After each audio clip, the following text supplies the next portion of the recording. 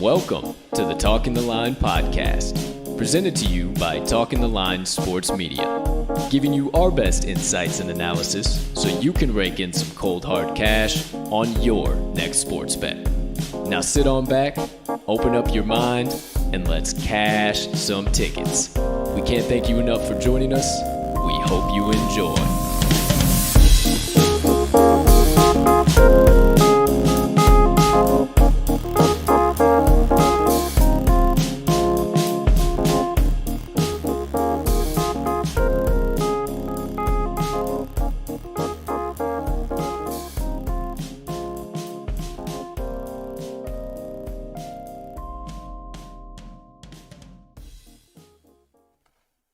Good morning, good afternoon, good evening, ladies and gentlemen, degenerates and gamblers far and wide. Welcome in to episode number 67 of the Talking the Line podcast. Hey, thank you so much for taking a few moments out of your day to come and kick it with the crew. The crew on this beautiful Friday of bets. Now, before we talk some lines for you today and dive deep into today's action, please take a few moments to smash that subscribe button on whatever platform you are currently ingesting the TTL pod on. Whether you're watching it on YouTube, if you are, make sure you hit that notification bell as well so you never miss the drop of a live show. Or if you're listening to the audio recorded version on your favorite podcasting directory, make sure you hit it there as well, as we do release that after every live show. Second item on the docket, if you could be so kind and you do have a few extra seconds, go ahead, hit that like button, leave us a comment, leave us a rating, all of that good stuff. We can't tell you how much we appreciate it when you do, and it only helps us make TTL Sports Media bigger and better for each and every one of you. And last but not least, head on over to this episode's description. The first link you'll see in that description is the Talking the Line link tree. Within that link tree, you will locate all of the TTL Crew's content so you can consume it however and whenever you please. Ladies and gentlemen, beautiful gambling people, joining us on today's show. As always, thank you again for deciding to come and kick it with me and my partner here on this beautiful Friday. Can't wait to dive into today's show. If you're watching live, you might have been a little confused, as when we started up here, Mr. Magnuson was running off of the screen and then he seemed to be nowhere to be found. And then I said, thank you for kicking it with the crew, and he still was nowhere to be found. But then, out of nowhere, the man, the myth, the degenerate gambling legend himself appeared into thin air and came smashing down with the hammer. Why was he not on set as we started today's show? Well, we'll get into that here in just a second, but without further ado, let me bring in that man, the co-host of the TTL pod, a young man who is a little bit bass-ackered this morning, but is ready to rock and roll nonetheless. Once again, the man, the myth, the degenerate gambling legend himself, Mr. Riley RMags Magnuson. Partner, how you doing over there today, pal? My man, I'm doing just fine. It is a beautiful Friday morning here in Chicago. As far as, internal stuff goes, outside it's a little gloomy and rainy, but no matter for us here. But, couldn't do a damn show without the hammer. Realized about 5 seconds before the show was kicking off that we didn't have the hammer. Oh, it wasn't 5 seconds before the show was kicking off. The intro was, the curtain was about to come up, and partner goes, should I grab it? Yes, you should grab it. We have been hot since that hammer has come on this show. We cannot skip one without it. So I said, hey, it's all good. I'll get everybody primed up, get everybody ready. You just me on over in here whenever you got the opportunity. Just can't do the show without the hammer. I feel even more power now. Hey, that's what I'm saying, man. That's why I had you go and get it. All right, that's why I had you go and get it. Everything's good now. The vibes are back in check. The stars are aligned. You mentioned, hey, a little bit of a gloomy day here in the Windy City, Chi-Town, Chi-City, my city.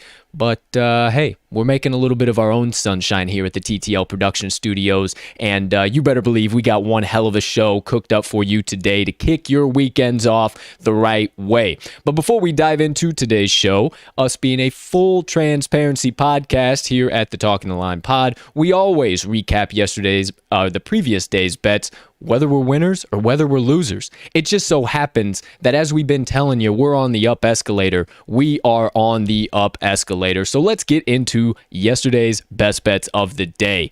Now present on your screen, reporting to you live from whatever basketball court this is, hopefully someday in my backyard. If you would turn your attention to the left side of your screen, you got RMags picks, my friends. He had a clean sweep. Get out the brooms. 3-0 day. Nats team total over 4.5. Cashed in the second inning. Astros minus 1.5. 0 sweat. And the Clippers +1. 0 sweat. I hope that you rode with Mr. Magnuson yesterday because he got tickets to the window. But on the right side of your screen, you see I did too. Not the clean sweep, but a 4-2 day nonetheless. My only two losses were the Red Sox in the bottom of the ninth, 1-0, and the Twins minus 1.5 after repeated opportunities to get runs across the plate. They ended up losing 4-1.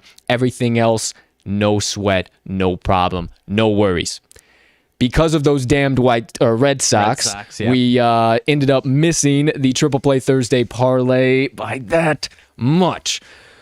But we dove deep. Yeah, if it wasn't as solid of a day as it was for both of us on those straight plays, that Red Sox one would have been, I'd probably still be stewing on that one, my man.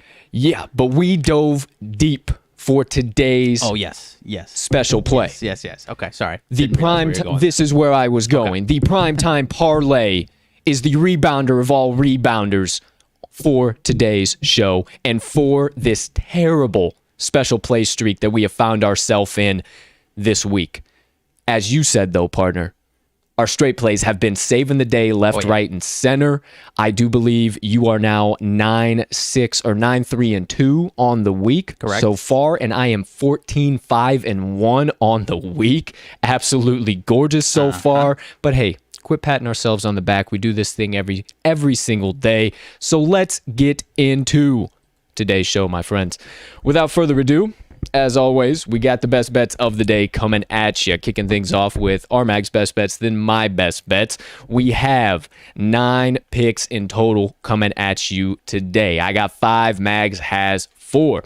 Then the aforementioned Primetime Parlay is today's special play of the day. That's going to be segment number 2 of the day. 3 legs coming at you over +700 odds. We are getting it to the window. I'm speaking it into an existence right now before we even get into the segment. Then after we do all of the best bets of the day, you know the drill, the all-knowing, ever-present, all-popular Moneyline Dice making their usual appearance and roll for yet another MLB matchup tonight between the Cleveland Indians and Minnesota Twins. Once we get through all of the good bets, analysis, trends, everything there, it's time to kick it into first gear, drop it back a little bit for the second half of the show. Today's Rants and Reactions. We got the UFC Fight Night coming up this weekend. I got the main card parlay coming at you. We got some fight breakdowns. We'll break down the current Travelers Open in the PGA, where the standings are, maybe some potential over the weekend bets. We got Stanley Cup nonsense to get into. We got NBA nonsense to get into. Plenty of ranting and reacting to do today. So stick around for the second half of the show. And wrapping things up, I'm going to share a special message to me with you guys today. A little something quick. It's actually not my own words. Something that I have carried with me for a long time. Mags is looking at it right now. I did not update the agenda, so he thinks it's something, and it's actually going to be another thing. So I'm actually really, really excited for this now. So make sure you stick around for the very end of the show for today's Colts Motivation Minutes. But for now, cut all the nonsense, cut all the banter, stop all the gossip that you could go to every other sports media outlet and get. You come to the TTL pod to cash tickets, get the stone cold locks, and run those bad boys to the window with the crew all day and night long. So without further ado, it's time to get into that action today with the first segment of the day, the TTL Crew's best bets of the day. You know the deal. You know how we get things started. First things first, RMags best bets of the day. 4 picks coming at you. Got 2 coming from one game, 2 coming from separate games. Am I correct? Very correct. Very correct on that. I love the value you got. I ain't giving away nothing else because I know you got some serious things to lay down, because look at those notes. Holy cow, folks, they are glistening right now. So without further ado, partner, you have the floor. I appreciate you. First two plays, as my partner mentioned, coming out of the same game, and I'm going back to the well. We've been on it all week, whether it's me, whether it's Colt, whether it's special plays. It's too hard to pass this team up right now, and, we might have to pump the brakes here at some point. These trends eventually die, but today is not that day by any means. No, sir. I am taking the Astros -1.5 and getting juicy with some -2.5, right a little bit above plus odds, because they are playing the lowly Tigers. And Framber Valdez, lefties on the mound for the Astros versus Willie Peralta for the Tigers.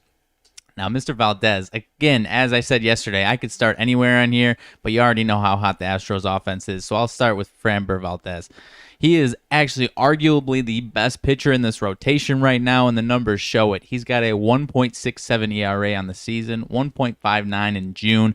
Only 2 starts on the road this season, but a 1.26 ERA, and he has only allowed 2 earned runs in his start only once. The rest of them are 1 or less. All 4 June starts, 7 innings pitched, and that's against no scrub teams. That's Boston twice, Minnesota, and the White Sox. And he's facing the Tigers offense versus lefties that is not hitting too great right now. They can hit it against righties kind of, the last few days or so here, but last 5 versus lefties, 222 batting average, 288 OBP, 3.14 runs per 9. Little too low for me to think that they were going to put up any type of runs here on Framber Valdez. And on the flip side, this Astros offense is the hottest team on the planet. Last 10 versus righties, 310 batting average, 394 OBP, 8.40 runs per 9, and they are on a 10-game win streak, winning 8 of those games by at least 4 runs. They have scored double digits in 3 of the last 4. And now you might be saying, all right, well, this might be the time where they kind of cool it off and get a little bit, maybe 4, 5, 6 runs. But that is not the case today. They are facing a guy in Willie Peralta that has made 2 appearances this season, one of them a start. That start is 5 earned runs over 5 innings pitched. So not a guy that you want to back. This guy is not a starter. He has been thrust into this role out of the bullpen. They took him off. I actually don't know where they got him from. I don't know if he was off the streets or in their minor league system, I'll be honest.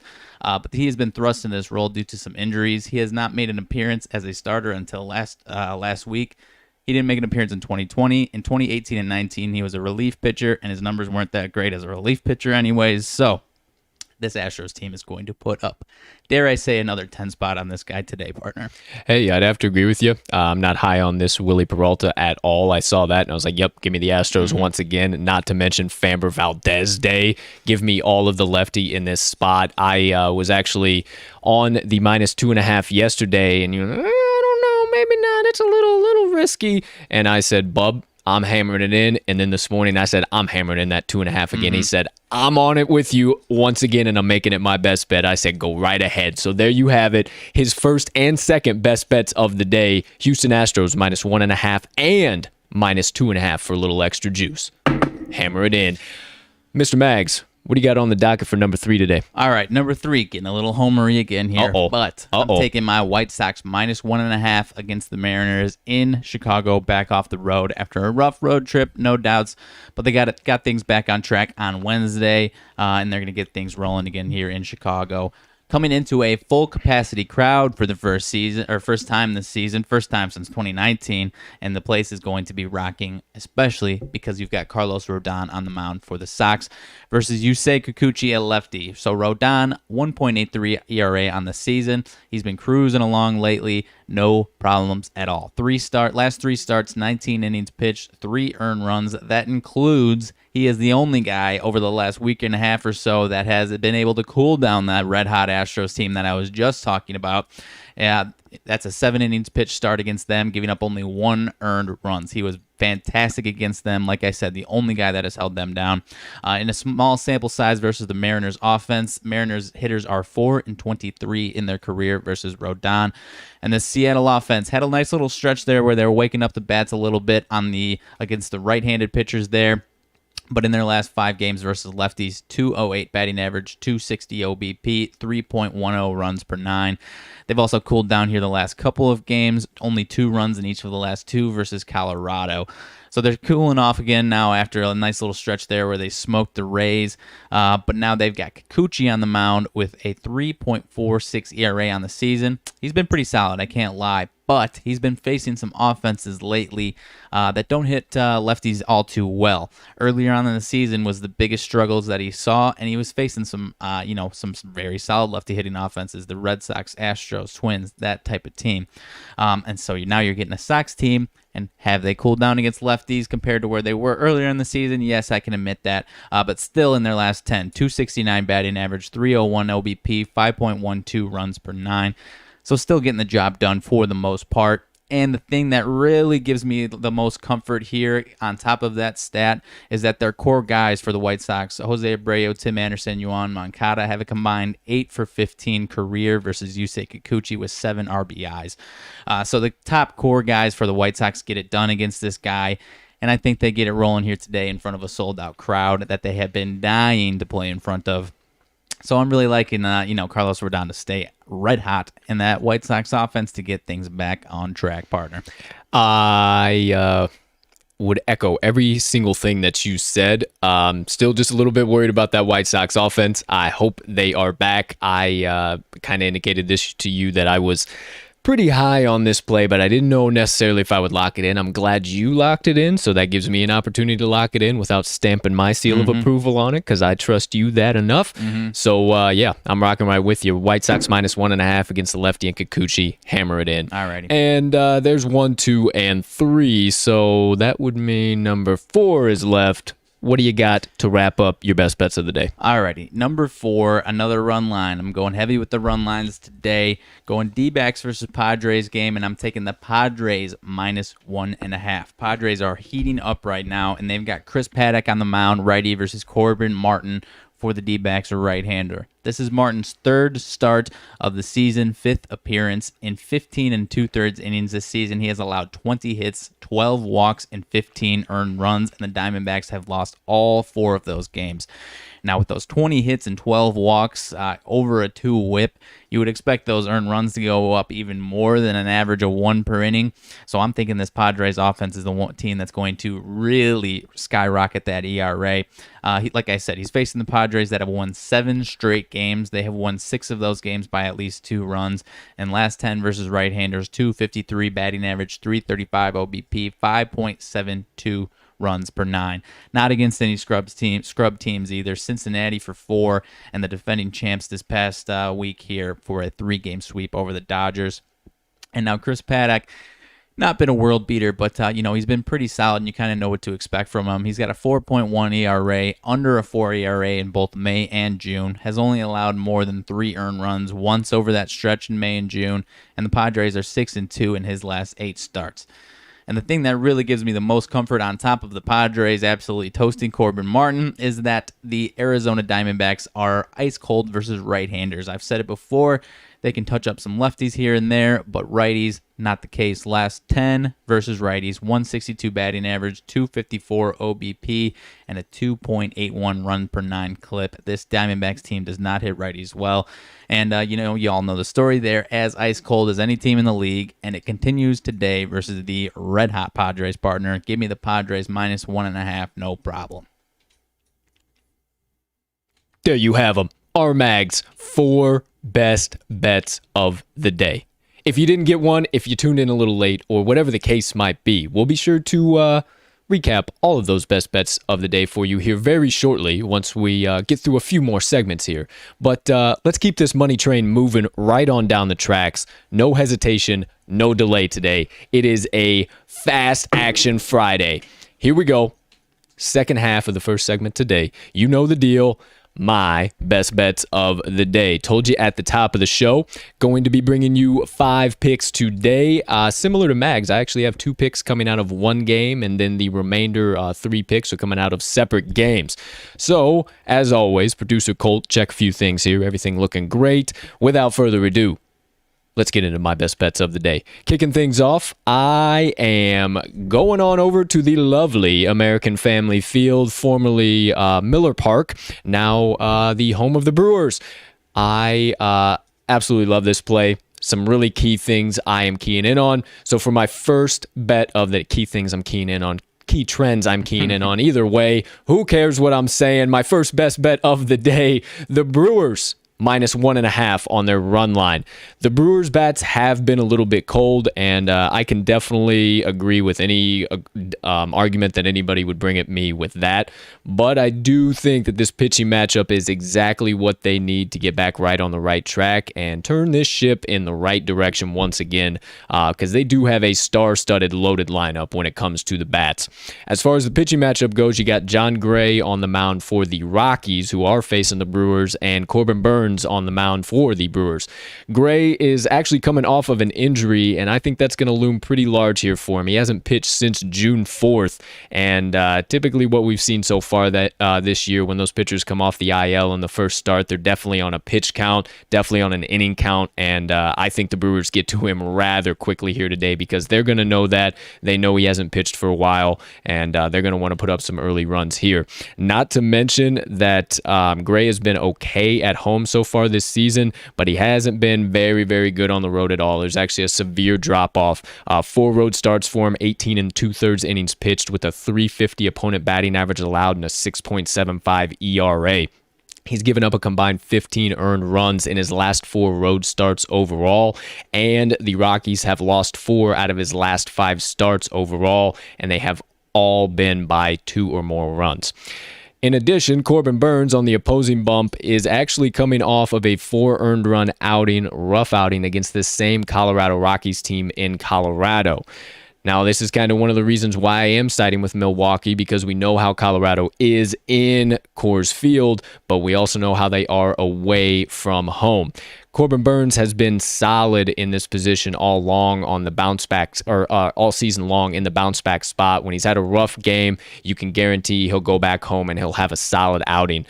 8 starts at home for him so far, 45 1/3 innings pitched, 219 opponent batting average allowed, and a 2.78 ERA. He's only allowed 8 earned runs in his last 5 home starts, and you take away 1 4 earned run outing against the Padres, and he's only given up 4. So that rough outing against the Padres, he bounced back actually in 4 straight appearances after that.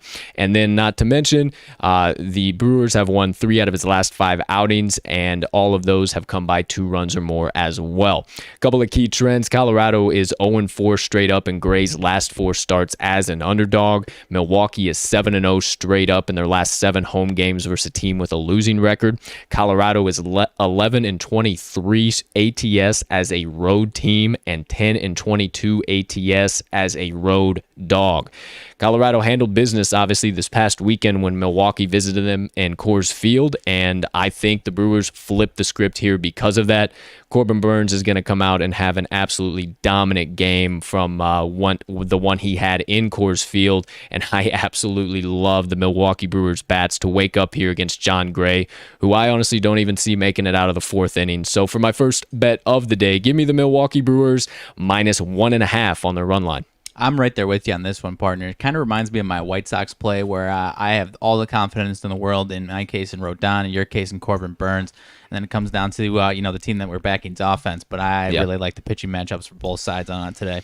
Yeah, that was my biggest concern with this play. And once I kind of remember that Jon Gray was coming off of that injury, he hasn't pitched for a few weeks, I definitely think that pitch count and inning count is going to be on a big, big limit here. And I think the Brewers are going to jump all over him early.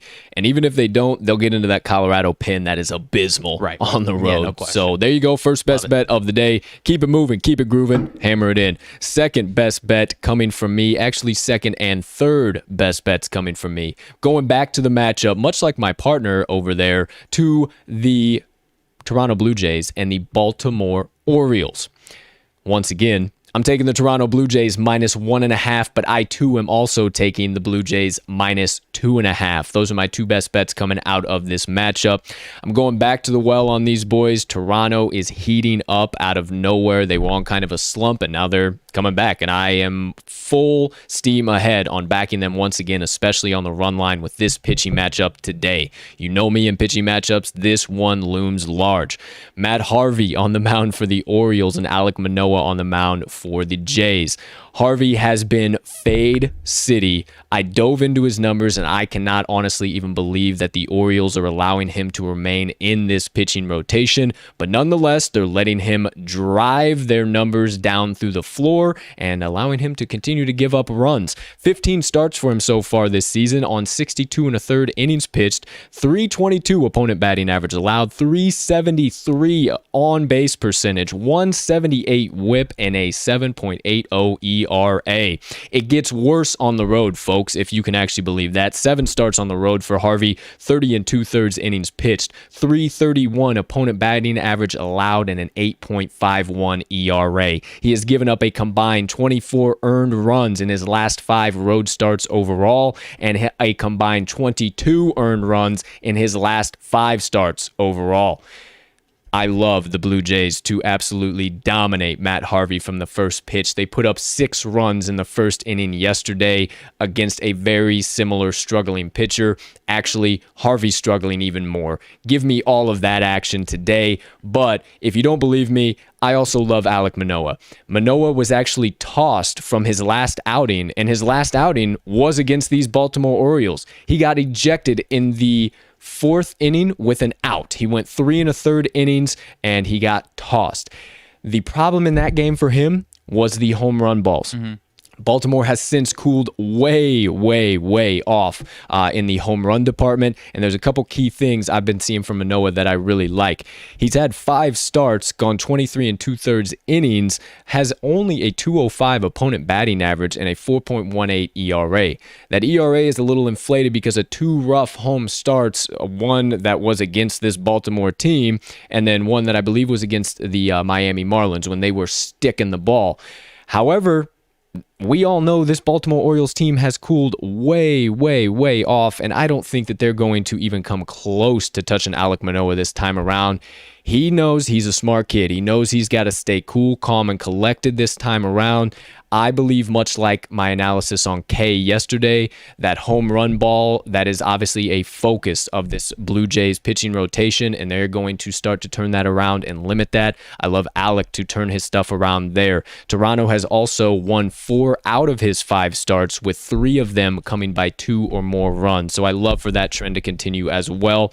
A couple other key trends. Toronto is 5-0 straight up in their last 5 overall, 4-1 ATS, actually way above the -1.5. As I always say, more on the or more side of things when it comes to the run department. Baltimore is 0-5 straight up in their last 5 and 0-5 ATS, 1-9 straight up in their last 10, and 2-8 ATS in their last 10 overall. Told you yesterday, but we'll add an extra one into the right side of the column. 16-36 are the Orioles in the last 52 meetings overall, and 38-81 straight up in the last 119 meetings in Toronto. Once again, give me all of the Toronto Blue Jays -1.5 and -2.5 as I see this game ending about 7-3 Blue Jays. I think you're being a little modest on that one, I my might man. be. I might be. You know, if anyone's been following me on Twitter, I have been Matt Harvey is the one pitcher in the entire league that I am the lowest on. And if you're going to give me any lineup against him right now, you know, it might be this Blue Jays team is one of 2 that I would pick to absolutely beat the shit out of him. So I think the Blue Jays might even go over that 7-run total that you just mentioned there. But I have no problems backing you on this one, partner. Absolutely. Well, I do appreciate that. Thank you, sir. Let's keep it moving right along into my third best bet of the day. I am heading on over to the matchup between the New York Yankees and the Boston Red Sox, and I am taking the New York Yankees, first 5 money line. Thought I was going to say Boston. No, sir. Their bats have turned ice cold, and there is no way that I am backing them for the foreseeable future. And once again, especially with this pitching matchup here this evening, Domingo Germán is taking the mound for the Yankees, and Martin Perez is on the bump for the Red Sox. Now, Germán has gone back and forth between a good pitcher and a bad pitcher all season long. You don't know really what you're going to get from him, but one thing has been consistent. When he has 2 bad outings back-to-back, he always bounces back at home and has a great outing in response. What position is he in tonight, partner? That exact spot. So I love him to continue that trend going. German has been somebody that the Yankees can depend on pretty heavily in that position, especially at home. He's had 13 starts so far overall, 4-4 record, 4.17 ERA, 248 opponent batting average, 290 OBP, and a 1.19 WHIP. Actually, he's pitched really, really well against Boston despite some of those mediocre top-line numbers. The Red Sox are only hitting 146 at the plate against German with a 282 OBP and a 565 OPS. Not really good for the Boston Bats that have taken a nosedive here, partner, and their last 5 versus righties, these Red Sox, 196 at the plate with a 280 OBP and only scoring 3.34 runs per 9 on average. Now, for Perez on the opposing bump, he has been somebody you need to look at and run in the complete opposite direction. I know I say that all the time, but this guy has been struggling. 14 starts for Perez, 5-4 record, but a 4.32 ERA, 265 opponent batting average, 341 OBP, and a 1.40 WHIP. Now you might say, Cole, hey, those top line numbers are pretty doggone similar there, but he gets so much worse at home. I don't know if it's his home fan giving him the willies or if he just can't perform when it matters in front of the guys who actually support him, but he drops off severely when he pitches at home. 8 starts so far for him at Fenway this season, 32 and an third innings pitched, 313 opponent batting average allowed, and a 6.68 ERA. The Yankees have also beat the piss out of him all season. 249 batting average, 424 OBP, and a 928 OPS. And the Yanks versus lefties, not great average-wise, but they are putting up the runs and they're finding out ways to get on base. They only have a 146 batting average against lefties, but a 327 OBP and a 6.00 runs per 9 on average. So very surprising there. They're finding ways to manufacture runs, and also, with the Kraken woken back up, Luke Voigt, it also appears that Aaron Judge is alive. Also, Giancarlo Stanton. These bats are awake. And after a rough beginning to the season for some of these guys who should be well above 300 on average, they're finally starting to get that long ball. And, just because you hit a home run, it doesn't give you extra average points. So I think that looms very large here today. And last but not least, the Yankees are 23-9 in the last 32 meetings overall. 5-1 straight up in the last 6 in Boston. We don't need them to take care of the whole thing. We just need them to come out hot early, and I believe they do that here against Martin Perez. So give me the Yankees first 5 money line. Yeah, I'm going to have to be right there with you on this one. I think I mentioned it yesterday that when, sometimes when this Red Sox offense has a few games or a couple games on the low end, they typically bounce back. It seems like something else is wrong. I've been watching their games pretty closely against Tampa Bay this week, and their offense has got something wrong with them. So it's not like they're getting hits to just right at guys, whatever. Like it's They're bad. struggling. It's They're bad. struggling. It's not good at all at the plate, and that is also causing a lot of issues mentality wise on the defensive side of the ball. You can see, and I mean that was kind of the reason why they lost it in the bottom of the ninth last night. Mentality. So I think they're going to continue to struggle on into the weekend here, and the Yankees, they're going to take game 1, no problem, at least in the first 5 innings. So there you go, 4th best bet of the day. And 5th and final best bet of the day. Here we go, ladies and gentlemen. Light speed, rapid mode, one final one. Going over to the matchup between the Kansas City Royals and the Texas Rangers. I am fading the mess out of the Rangers here today, and I am siding with the Kansas City Royals on the first 5 money line. One final pitcher matchup for you guys that I simply couldn't pass up, and I couldn't let you guys pass up. You got the lefty Mike Minor on the mound for the Royals, and then Dane Dunning, someone that my partner is rather familiar with, being from the Sox previously, on the mound for the Rangers. Now, Minor has been his usual self, middle-of-the-pack pitcher, not terrific, not anything great, but The Royals have been able to hang their hats on him on the road. For some reason, he has been their road rotation pitcher. I don't know why all of a sudden Mike Minor has found success in this role, but he has. 6 road starts for him, 33 innings pitched, 176 opponent batting average allowed, and a beautiful 2.73 ERA. He's only given up a combined 3 earned runs in his last 3 road starts overall, and those starts were against Oakland, Tampa Bay, and the White Sox. Gave up 1 run in each, respectively. Versus Texas in his career, 149 batting average allowed, 242 OBP, and a 532 OPS. I love him to continue to drive those numbers down through the floor against this Texas team that is really, really cooled off, especially against lefties at home. 229 batting average, 286 OBP, and only a 3.38 runs per 9 innings overall at home so far this season. Now for Dunning, not a guy you need to be backing whatsoever. If you feel comfortable looking at his top line numbers and going right ahead and picking him, go for broke. But I am staying so far away and continuing to fade him in any position that I can. He's had 14 starts so far, 65 innings pitched, a terrible 2-6 record, terrible 4.71 ERA, 295 opponent batting average, 353 OBP, and a 1.54 whip. Runners on base, earned runs galore. Do not back Dane Dunning. Kansas City has not had many opportunities to face him, so I love them to light him up here early today. And Kansas City versus right-handers in their last 5 games overall, hitting .256 at the plate with a .319 on base percentage and scoring 4.26 runs per 9 on average. Some final trends to really hammer it home. Kansas City is 1-2-2 straight up in their first 5 innings, but they've had some battles that they've lost in the bottom of the 5th, and those were against the Yankees and the Red Sox. And those Red Sox were back when they were actually hitting the ball. So I love the Royals, who are facing this Rangers team that cannot seem to muster up any type of runs whatsoever. I bet all 4 games between the Oakland A's and the Texas Rangers. I've been watching them incredibly close. Believe me, Kansas City is 2-1 straight up between these 2 teams so far this season in the 3 meetings, and they are also 2-1 in the first 5 innings.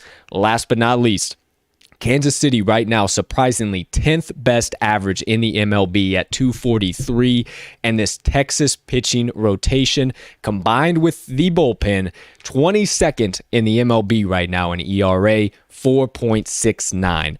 Give me all of Mike Minor and the Royals to light up Dane Dunning early here and get us a smooth, clean victory in the first 5. So one more time, 5th and final best bet of the day, Kansas City Royals. First 5, money line. I'll be right there with you, my man. I can't add too much on this. That Royals offense, pretty damn sneaky, and they, especially after they have a tough stretch against some tough teams, people start to get down on them. But that doesn't mean their offense can't stick it against a Texas team that's, like you said, down at the bottom of the pack in pitching ERA and pitching runs. So I'll be right there with you on this one, partner. Thank you, sir. I appreciate it. There you go. There you have it. My 5 best bets of the day. That does it for segment 1 of the day, the TTL Crew's best bets of the day. We'll be sure to recap those 9 picks for you here in the best bets of the day recap after the second segment of the show. But let's get into that segment. The special play of the day, the aforementioned Primetime Parlay. Man, sometimes I wish someone could hit that button for me so I could just carry on. But just keep going, keep moving. Here we go. Primetime Parlay. Told you at the top of the show we got 3 legs coming at you today. Not going to bore you with a whole bunch of analysis and stats and all kinds of stuff because we got some real solid things we're keying in on. I'm going to take another quick sip of some high-quality H2O, partner. So if you could kick things off wherever you want to kick things off, you probably know there's a specific spot I am going to be going to. But either way, wherever you'd like to choose, go ahead and deliver forth. All right. First leg is going to be coming out. We got 1 leg from 3 different sports coming. We got a cross-sport prime time for you. First one, Atlanta, Milwaukee, NBA playoff game 2. Under 225 is our play for this one. I'm really thinking the Milwaukee defense is going to bounce back in this one. We didn't like a side. That 8-point spread is just a little too long for us to take either side there. But Milwaukee's defense, I think, is going to make some big adjustment. We've seen it all playoff long. Milwaukee, either I mentioned the other day. Now they're 1-2 in Game 1. Even the first round, they went to overtime in Game 1, edged it out against the Heat. And after that Game 1, they tend to make the right adjustments, especially on the defensive side of the ball. So I think they're going to limit Trae Young to, not quite 48 points, maybe a little bit south of 40 this time around. Sure. I think Trae Young can still have a great game, no question. Sure. But I don't think he's going to light it up the way he did in Game 1. And, that Milwaukee offense isn't, world-beating right now. So I think this stays under 225, no problem. We might even see a game like we saw last night where I don't know exactly where the game finished at, but it was right around 200 there at the end of it. It hit under. I knew it hit under. I just meant like the final point total. I wasn't quite sure where it hit. Somewhere right around 200 though, so I think this one could be right around in the same there. So I've got no problem with the 225 partner. How about you? 225.5 is what I'm seeing on most books right now for this total between the Hawks and the Bucks. I'm glad you started things off talking about the spread line. Very fishy to me. Generally in these playoffs, when that line is set at the exact same line, you look at the underdog, you say, well, hell, they covered it once. They got the outright win. Let me get that bad boy again. I think the Bucks are going to get this win tonight. They're probably going to end up covering, but I'm not confident in it enough because 8 is an awful lot of points. But the total, once again, was fishy to me. I actually keyed my partner in on this. I said, hey, man, it's at 225, 225.5. That is the exact same total it was on Wednesday. And it went plenty over. Why would they set that total at the exact same thing again? They want the public to hammer the shit out of it once again. Because, it went over with ease.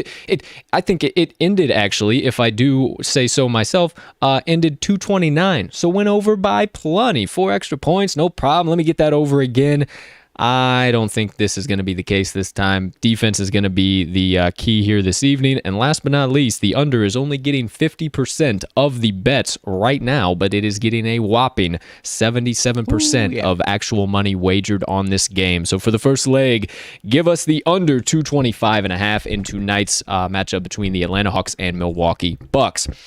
Second leg, headed over to the NHL ice for tonight's Stanley Cup matchup between the Tampa Bay Lightning and the New York Islanders. Now, I'm not going to homer out too much right now. I'll save that for some of the rants and reactions and some of the other things I'm thinking are going to loom large in this game. But I really, really think that this is the Islanders matchup. No question, no problem. My partner looked at me, he said, I think I'm drinking the snake oil now. I said, man, the way these Stanley Cups have played out with the Habs getting that victory last night in OT, this, for some reason, this year has the feel of that underdog. Now, will my prediction come true of the Habs and the Islanders at the very beginning of these Stanley Cup playoffs? I think so. And my partner's starting to think so too. This Isles team has showed dominance when they need to. They've showed their physicality when they've needed to. And not to mention Krylov, I do believe. It just starts with a K. Gosh darn it. I wish I would have had it up when I was talking about this. However, got injured right in the first period for the Lightning of the last game, Game 6. And I think that's going to loom large for them here. Going to have to make some adjustments, and I don't know that the Lightning all can do that. And Varlamov has been standing on his forehead for this Isles team. Even though they're on the road, I think, this is gambling, baby. And even though it's the Stanley Cup, this is gambling. The entire public is going to see the Lightning going home for Game 7. Who would you take? So we are going to zig while everyone else zags and hammer in the Islanders money line for our second leg on today's Primetime Parlay. And for the third and final leg, partner, kick things off here for the third one here. It is the Oakland Athletics first 5 money line versus the Giants. Yes, sir. Both of us like both of these teams in the first 5 in many different spots, but this is the one for the A's. We've got Sean Manaea, lefty, on the mound for the A's, and Johnny Cueto for the Giants. Sean Manaea has been flat out unbelievable in his last six starts.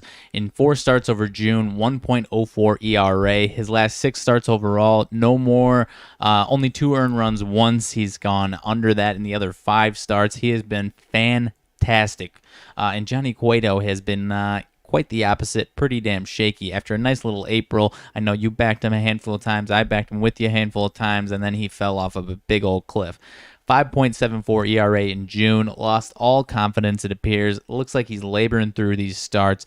And this A's offense is clipping along nice and no problem. I think this A's team puts up a 4 or 5 spot on Johnny, at least 3 runs, and Sean Manaea stays as red hot as he has been the last few weeks, partner. Agreed, my friend. And, I kicked the tires for quite a while on the Giants' first 5 you're plus a big half. Giants guy, yep. It really pained me to have to do this. I know. But, man, I look back and forth, and there, if I am consistently going through my analysis of a bet and I consistently see red flags as to why I should not take that side, but I find myself like, he'll break that trend. I have to take the other side. So I saw way too much of that with Johnny Cueto, with the Giants actually against lefties. They have been beating the cover off the ball, but lefties are not their strong suit. So I love it, at least in the first 5. The Giants might get it here in the late innings. One of them crazy Giants, 8th, 9th inning comeback, grand salami, something crazy to kick off the weekend in San Fran. But at least for the first 5, give us both all of the Oakland Athletics first 5 money line. So there's the 3 legs. There you have them. Told you right around plus 777 odds. Hammer it in. Why don't we just get right into the action? Not waste any time, not even discuss anything further. Let's recap today's best bets of the day. If you would so kindly, excuse me real quick. Oh, boy. All right. If you would so kindly turn your attention left side of your screen for RMags' best bets of the day. He's got 4 coming at you. The Chicago White Sox minus 1.5, kicking things off as we are reporting live from Guaranteed Rate Field. Behind us in the background, 2 picks coming out from the Astros and the Tigers game. He is taking the Astros minus 1.5 and the Astros minus 2.5.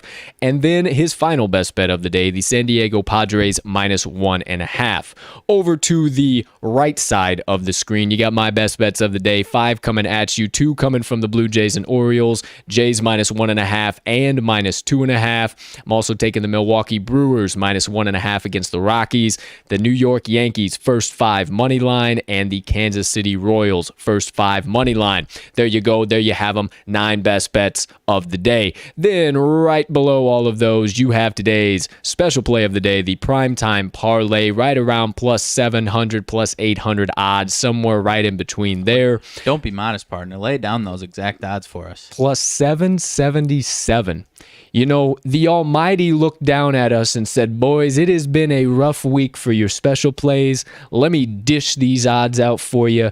I'll get one to the window, no problem. So we have spiritual forces working on this special play, ladies and gentlemen. This is not us. Lucky sevens. Lucky sevens in the casino. Yep. All this stuff. There's too much good going on here. So one more time, 3 legs on today's Primetime Parlay.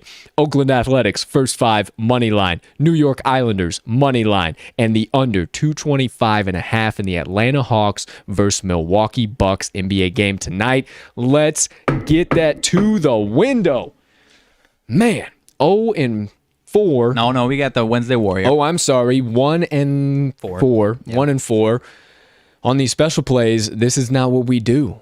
We cook up these special plays. We cook this bad boy today. I am feeling real confident about it, Paul. Yep, they've been missing by just 2 little narrow numbers. And like you said, lucky sevens. I feel so damn good about it now. Yeah, absolutely.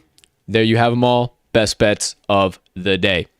Now, you might see a little other additional extra text on the screen here. If you're listening to the recorded version, obviously you're not seeing that. So let me tell you, it's the Moneyline Dice. At the top of this show, mentioned that it was going to be a roll between the Cleveland Indians and the Minnesota Twins. So let me go meander on over here, grab these dice. I really don't even have to meander that far. Yeah, it's about an arm's reach. So dice are on set, live and in prime time here today, ladies and gentlemen. So without further ado, it's time to get into today's Moneyline Dice roll of the day. Now, while I get these pristine cube objects out of this fine carrying bag, and I set up the additional window on screen for our fans' viewing pleasure at home, Partner, would you please indulge us as to who is the home team, who is the away team, who's the favorite, who's the dog, what's the total, any additional storylines we need to be hearing about this game? Alrighty. Thank you, so sir. We've got, as my partner mentioned, the Cleveland Indians on the road in Minnesota for the Twins. You've got Cal Quantrill on the mound for the Indians versus Danny Columbe. Not familiar with Danny. He is making his first start of the season for the Twins. This is actually going to be what appears to be his first career start. He's been in the league since 2015, bounced around as a relief pitcher. But both of these teams are dealing with some injuries, and they are going out of necessity to a couple of guys. Quantrill has made a couple of starts now, 0-2, 2.74 ERA. These guys are not mainstays in these rotations by any means, but the Indians are actually coming in as the underdog, plus 110. The Twins at minus 130. Over/under is set at 9.5, with the plus 1.5 for the Indians coming in at minus 170. The run line for the Twins minus 1.5 at plus 145. Bet percentages for this one: the public and the big money coming in on the Indians. 59% of bets on the Indians money line, with 81% of money on the Indians. So some big money coming in for the Tribe. These teams not been playing too bad lately. Both 3-2 over their last 5 games. The Indians actually won this matchup yesterday 4-1.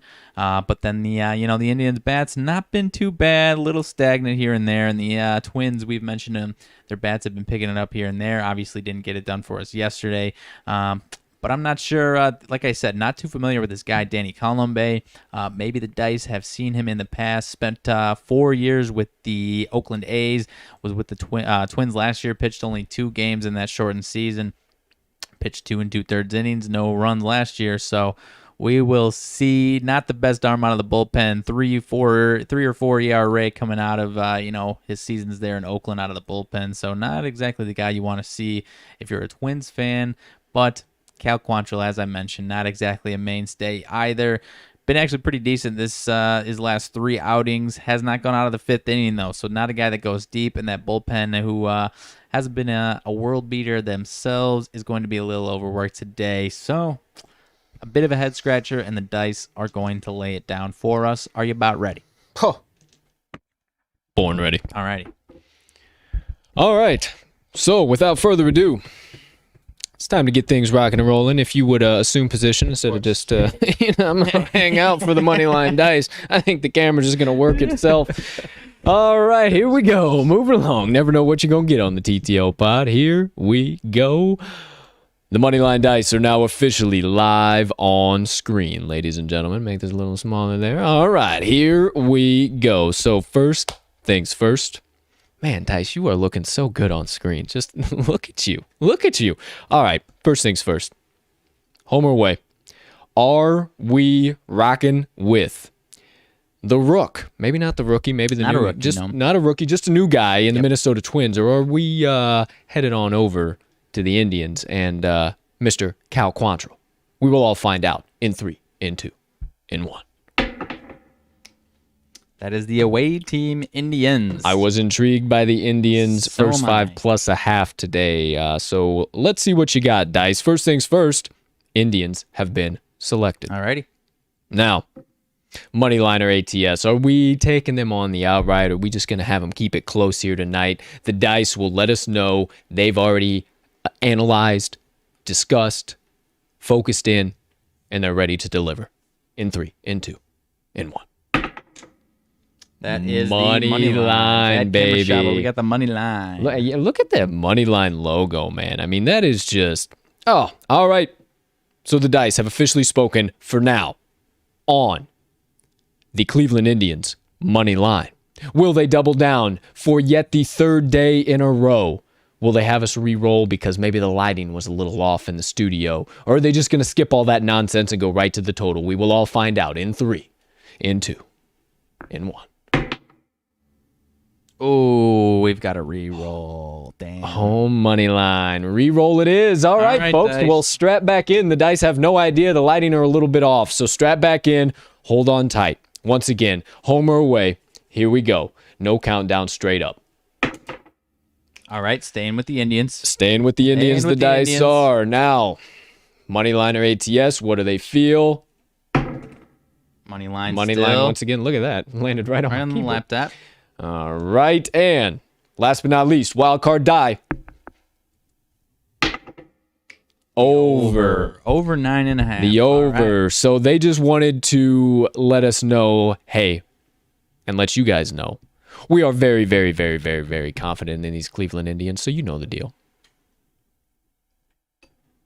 The dice have spoken!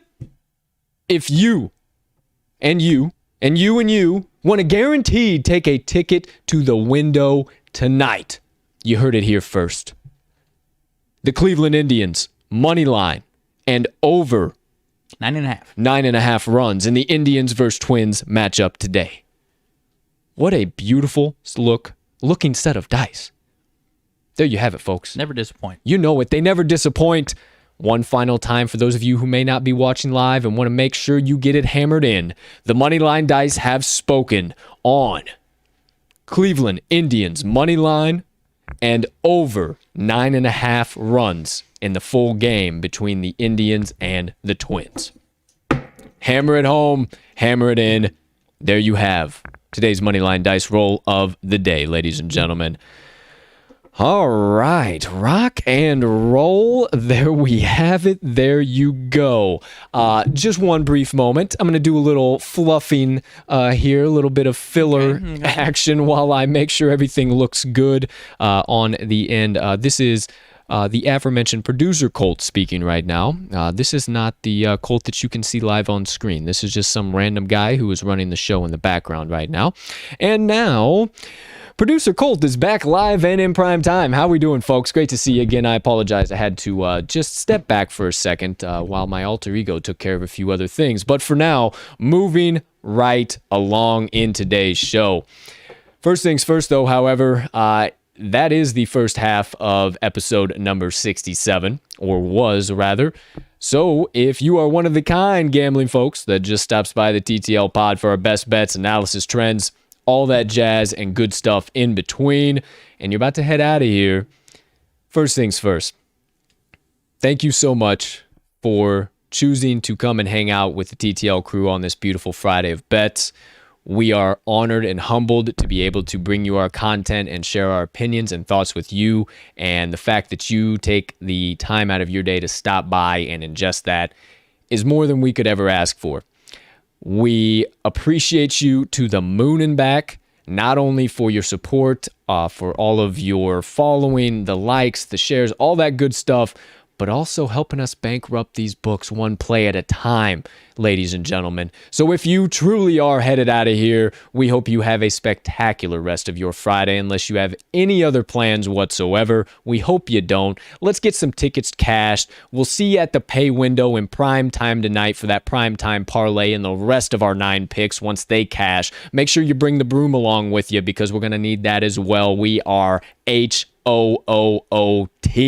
ladies and gentlemen. So, without further ado, have a great rest of your Friday, but don't stay away too long. We'll see you back here on Monday for episode number 68, and we need your help bankrupting these books, one play at a time. So peace and love, and let's cash some tickets. But for the rest of you hanging around for the second half of the show, the TTL faithful, when we have the opportunity to let the hair down a bit, if you will, speak what's on our hearts, on our minds, dive deep into what everybody else is talking about, and give you our hot takes on those. It's time for the second half of today's show. Drop it into first gear, kick it back a little bit, talk some shit. It's time for today's Rants and Reactions. Let's get into it. First things first. We are live from the TTL production studios in Chicago for UFC Fight Night. I have no idea what the number is. Introducing first, fighting out of the red corner, this man stands 5 feet 11 inches tall, weighing in at a beefy 175 pounds. He is a freestyle fighter and will use his knees, feet, toes, fists, and everything in between to put you down. The rumbling, the tumbling, the almighty powerful Riley RMags Magnuson. You like my moves there? I love it. How you doing over there, partner? How you feeling, great pal? now. There you go. Wanted to kick things off with a little introduction there for you because we are diving right into Got to put these babies to bed though shiitake first. mushrooms. Moneyline Dice to bed first. Whoa. Thank you, Dice. Thank you, Dice. Thank you, Dice. Whoa. Thank you, Dice. Hey, apologies. My apologies. And yes, I'll tell him. I'm sorry. Okay, I'll tell him. If you want your own set of Moneyline Dice, you want to start rolling along with the crew, get your own merchandise. I'm okay. I'm sorry. Geez, I'm telling them. In this description, moneylinedice.com website, we put a nice code in there for you to save 10% off your first order. Code TTL10. So make it super easy for you. You don't have to go surfing the intraweb. Just go to this episode's description. You got the code. You got the website. You got everything there. Pick out what you want. Get it in your cart. Enter said code and save you some money. Start rolling right along with the crew. So, without further ado, thank you, Dice. Thank you, Dice. All right, back into the rants and reactions. And if you didn't know, if you couldn't tell, we're kicking things off today with this weekend's UFC Fight Night Card. Cyril Gane versus Alexander Volkov, baby. One of, actually two of my favorite guys who really, I don't think, get enough cred in the heavyweight division. Two huge names that just because of some of the Ngannous and some of the Lewises and the Miocic's that they kind of get a little overshadowed. But I am extremely excited for this main event this weekend and honestly this card in general, ladies and gentlemen. So as always, let me break down some cards for you, give you some of my insights, my analysis, and then Colt's main card parlay is on tap.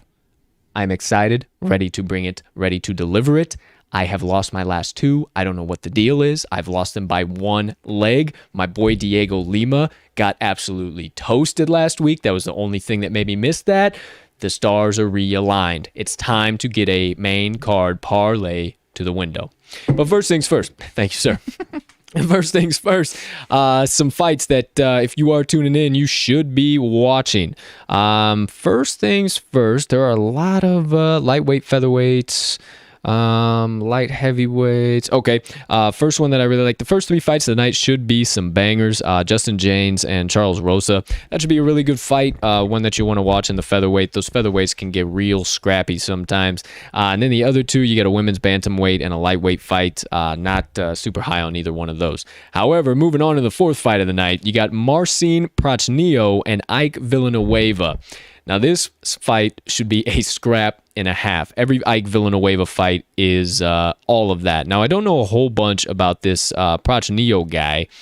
I believe I saw him fight, Khalil Rountree. That's exactly what I was thinking. Back at the beginning of this year, January 23rd, he got the unanimous decision. Khalil Rountree, I don't know that necessarily is the best gauge for you guys to see if he's gonna, if this Prachnio is as dominant as he appears to be. Right. Khalil Rountree, I don't know. He went and trained in Thailand for a while, trying to get that Muay Thai right, and I still don't think he has the power. He has the skill. He just, for some reason, it seems when he gets in that 8-sided circle that he just forgets all of his technique and he just gets too tentative to just throw it, let it go. He's afraid to get knocked out. I don't know what the case might be, but back to the fight at hand.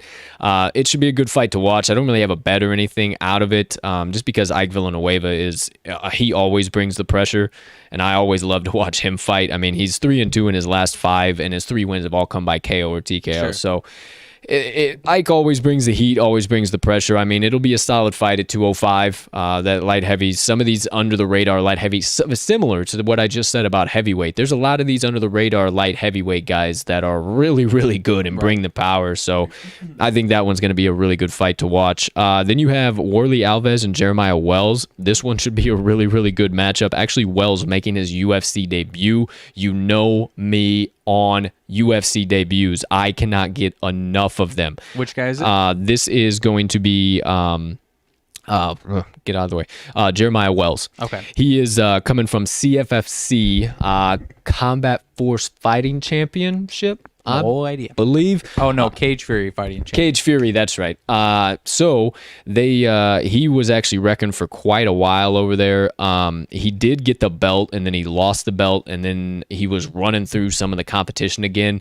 He was like, well, either I can keep goofing around here in CFFC, or hey, Dana White just saw me have 2 back-to-back excellent fights, and one's a KO, one's a beautiful submission. Right. Let me try my toe here in the UFC. And when Dana White gives somebody a contract, number one, they know it's a very low contract. What you might not know is those contracts are not worth a hot damn at all in the UFC. It's just the fact of the game. It is what it is. It's a prove it deal. It's a prove it deal, 100%. They typically only get 3 fights, and this first one is always the most important. You saw it last week. I told you, blanking on the kid's name, McKinney. It starts with a Terrence McKinney. Terrence McKinney last week made his debut and in dominant fashion fought Matt Frivola and threw a 1-2 down the pipe with about 7 seconds ticked off the clock and put Frivola straight on his buttocks. So I'm super high always on guys who are making their UFC debut. So little side bet there. I know he is fighting a Brazilian. I know that's where I was going. I know it's where you were going. Well, you get one a card. That's not your main card parlay. But it's not my main card parlay, so I don't know. Just saying, probably a great fight to watch. Jeremiah Wells is going to be somebody you're going to want to take a look at. But Worley Alves is also pretty damn good, and he's a minus 230 favorite. So does the first fight outweigh don't bet against Brazilians? No, fuck. Because I mean, that's what you just put me on the spot because those are my two. Yeah, those are my two. No, because debuts are electric. Okay. Debuts are just, oh man, that's tough though, because Brazilian, damn, that literally puts me in a corner between, I always back Brazilians and I always back debuts. So we got a Brazilian fighting a fighter who's debuting. So, man, I might not take a side and just watch this one. This one actually might be the fight of the night. Who knows? Moving right along. Shavkat Rakhmonov versus Michael Prazeres. That should be a scrap and a half. And then right above that, Kennedy Njoku and Danilo Marquez. Njoku has been cutting his teeth in the light heavyweight division here lately, and he's going to be a name that you need to start listening to. If I'm not mistaken, he coming off a KO. Yep, exactly, in the second round against Charlie Olberg. He looks really weird. He almost doesn't look like he's confident in the octagon. Okay. And then all of a sudden he just explodes out of nowhere. His style, his stance, I think is also really tough for guys to pick up. And I think that's why he's very awkward. He seems very awkward in the cage and the way he holds his presence in a cage. Because that's one thing. I mean, you obviously know that the judges do on octagon control. Yeah. Grappling, aggression, or effective striking, grappling, aggression, and octagon control. Octagon control is very, very important. And if you can have a guy, that was a catch and a half, if you can have a guy that has just this weird presence and you never feel comfortable at any part in that cage, he's gonna start winning. Dude's got a 6-inch reach advantage in this fight too. Yeah, you should see it. I mean, his fingers go below his knees. Yeah. Like it's the craziest thing. He is just, his presence in the cage is just wild. So I think Njoku takes that fight. Should be very, very tightly contested once again against the Brazilian. But I like that. The next fight up on baby. I believe it's a 6. I think it's a 6 fight. Is this card. the 6 fighter? Yep. Okay, so this will be the main card. This is actually So actually, we'll just get into it. I'll because I actually like every single damn card on the main, or every fight on the main card.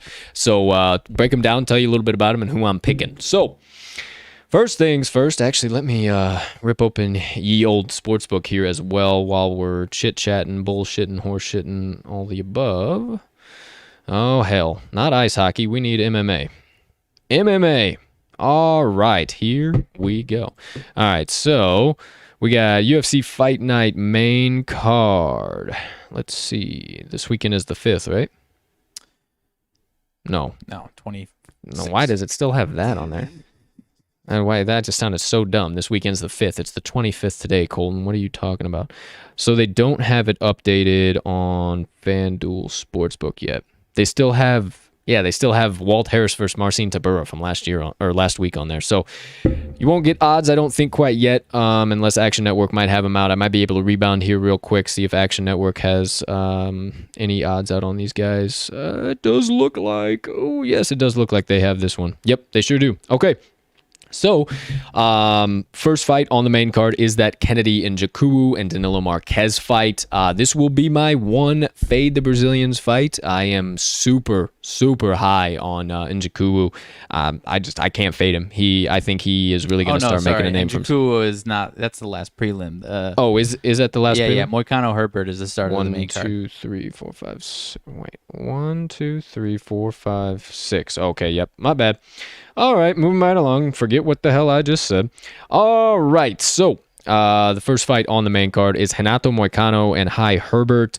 Herbert is solid. He's not bad. Not a guy. I don't know. He lost his first fight, lost his debut, and I always tell you guys about that. Like, you got to come out, you got to set the tone. Right. Whereas he's fighting this Moicano, who Moicano is not a pushover by any means. No. Number one, he is a bad dude. He has lost 3 out of his last 5 fights, which is actually really, really surprising. But I think this is going to be a rebound for him. He is a Brazilian. Big time competition in the last few. Yeah, huge. I mean, he fought Fiziev. He did beat Hadzovic. He fought Chan Sung Jung TKZ, so that was a rough one. He fought Jose Aldo and Cub Swanson. I mean, he's had some guys he's had to battle through. Right. So, hashtag don't fade Brazilians. Give me all of Renato Moicano in the first fight of the evening on the main card. Second one on the main card, moving right along, going into Tim Means versus Nicholas Dalby. Tightest odds on the card. Oh boy. I am super high on Tim Means. He is a great fighter. The problem is he is more of a decision fighter, and I forget. So is Dalby. Dalby, I really like what he brings to the table. My first instinct is Dalby. Just because of how man, that is actually really, really tough. This is actually going to be a really good fight. With all that being said, Tim Means does have a bit of a reach advantage, and he's got the significant strikes landed per minute. You're going to see a pretty severe difference because they got him down to 6'2", but he's pushing 6'3", 6'4". He's a big boy to be a welterweight. I mean, I guess that's pretty typical of 170, but some of those guys are right at 6, right around in there. You got Dalby, who's 5'11", so I think you're going to see quite the difference here. And with Tim Means, he really likes to push the pressure, and with him pushing the pressure and having the reach advantage that's here, what I'm thinking too. I just think that it's going to fall in his favor. I mean, I love Nicholas Dalby. Nicholas Dalby is a great fighter, but I think it's Tim Means' time here today. Wrong matchup for Dalby. Yeah, I just think it is too. So give me all the Mr. Means in that one. Moving right along, Daniel Pineda and one of my favorite fighters in the UFC right now, Andre Touchy-Feely. I'm not even thinking about it. I don't even have to think about it. There's really no reason to. All of Andre Philly for me. Not really a whole bunch that I can tell you, because if you do look, Philly has been, I don't want to say he's been struggling. He's lost 2 out of his last 5 just by unanimous decision. He just hasn't gotten over that hump. He was actually supposed to fight 2 cards ago and ended up backing out. He just, there were some mentality things I think that were in the way, some other issues outstanding outside of the octagon that he needed to kind of get sealed up, for lack of a better term. Yeah. And I think he did, and I think Andre Philly's back. I mean, Pineda has been solid. He's not a bad fighter, but he's had too many doggone draws in the PFL for me to even want to, like, maybe, right, whatever. So if I get a push and a draw on that, whatever. For some reason, Pineda has just, I don't know why in his career he has seemed to be a draw machine. Yeah, but it doesn't make sense. It's kind of bizarre. It's, kind of a significant size advantage. Feely's got 4-inch height on him, 5-inch reach on him too. Okay. Yeah, that definitely looms real large in there. Feely's minus right 230 on this one too. Yeah, and Feely's a little bit higher on the sig strikes, a little bit lower on the accuracy, but the significant strikes and the takedown advantage. With him having the length, he'll be able to control this takedown and or at least on the ground. And I don't see Pineda backing him off at all. So give me all of Andre Touchy-Feely for my third best bet here. Then we're moving right along to Timur Valiev and Ioni Barcelos. Yes, that is correct. Ioni. You would look at that and think rigatoni, but in Brazilian it is Ioni Barcelos. You know me, hashtag don't fade Brazilians, and Barcelos is a minus 220 favorite right now. Valiev, why do I feel like I've not heard anything from you, sir?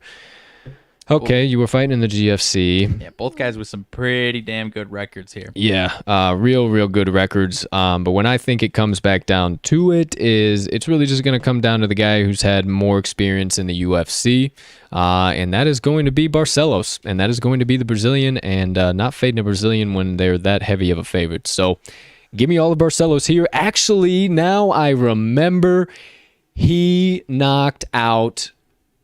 Can't remember who, but it was on a 4-punch single-hand combo. Carlos Joaquin? No, it was a little white dude. Holaba? That doesn't sound like a white dude. Yeah, I don't know.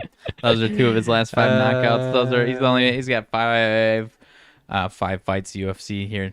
So yeah, I'm not entirely sure. I think it might have been against Kurt Hollabaugh. Either way, he threw a 1-2. Saw that he had him dazed, and I have never seen somebody throw more power out of a right hand while they were running after an opponent in all my life. He threw a hook that got over the guard, because the guy was running backwards, had his hands up, got over the guard with a hook, under the guard with an uppercut, back over the hook, over the guard with a hook, and as he's stumbling down, the guy is going down back under the guard with another hook, and they were all power punches. Like it wasn't like a little he's tapping him up. I mean, it was whoa.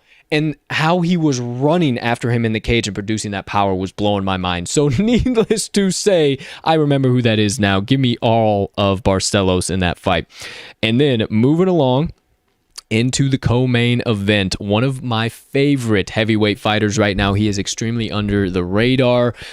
Our friend from the Great White North. Oh, Canada, eh? Oh. The Mr. Tanner Boser. He is actually fighting OSP, Ovin St. Peru. Tanner Boser is the favorite, and I think very deservingly so at minus 175. I don't think this moment is too big for Boser. He has hands that should be bombs. He should just get 2 tattoos of bombs on his hands because they are absolutely lead filled. They're ridiculous. There's nothing else I can say about him. OSP is just getting up there. He's the old dog. He pulls off a win here and there. Yeah, he's the Omega Man. You know, everybody loves him, but I think it's kind of getting to the end of the run, and we see these fights time and time again between, it's kind of the passing of the torch. One of these these young guys who've been on a run, who've been getting wins and need to get through one of these top names in the UFC in order to break through into the top 20, top 15, top 10, and actually start making a run. So with all that being said, give me Tanner Boser here, the favorite in the fight against OSP. And then last but not least, the main event. Been talking about it like crazy. Another 2 of my favorite heavyweights in the UFC, Cyril Gane and Alexander Volkov. I will be promptly smashing in Cyril Gane. Not that Alexander Volkov is not a bad man in and of himself. He is an extremely, extremely good fighter. However, I just think this line is priced exactly right with Cyril Gane. Cyril Gane has been absolutely running through the competition as of late. Beat Rosenstruik in a UD. Knocked out Junior Dos Santos. He just beat my previous pick, Tanner Boser, who both of these guys are on very equal levels when it comes to their boxing ability. And then he also beat Pessoa and Mays, who were some of those guys that were right in the rankings with Boser and Gane here. And Boser and Gane have continued to move forward. So yet again, I think that's what happens. This is almost another passing of the torch fight. Volkov has been around forever and ever and ever, has one of the sickest samurai tattoos you will see on his back. It is all black. If you've never seen it, the fact that he even went through that tattoo is fucking insane. Not so much in the age like the last one, but most definitely as far as UFC experience. Yeah, absolutely. A lot more miles on Volkov in the UFC. Volkov's been around for quite some time, and he's looking a little bit chubbier than he used to back in the day. I will tell you guys that much for sure. And Cyril Gane is a fucking specimen at 235 or 245, whatever. 245 he weighs at. And that man does not look 245. That man looks like about 500 pounds of chiseled straight cinder blocks. Yeah. They just took his body full of cinder blocks and chiseled him out is what Cyril Gane looks like. So I will be backing Cyril Gane in that matchup. So there you go. There you have it. My 6 best bets for the main card parlay here coming up this weekend for the Fight Night card. One more time for you. We have Renato Moicano, Tim Means, Andre Touchy-Feely, Ione Barcelos, Tanner Boser, and Cyril Gahn. Parlay those bad boys up for some nice plus 1,216 odds on that bad boy. Generally like to throw down about a little 10 spot on them. Nothing crazy. You'll get about $120 return on that. So it'll be quite the Saturday evening. You want to get even crazier? Throw a 20 spot down. Let's take it to the window for about 260 grand total payout, huh? Hammer it in. There you go.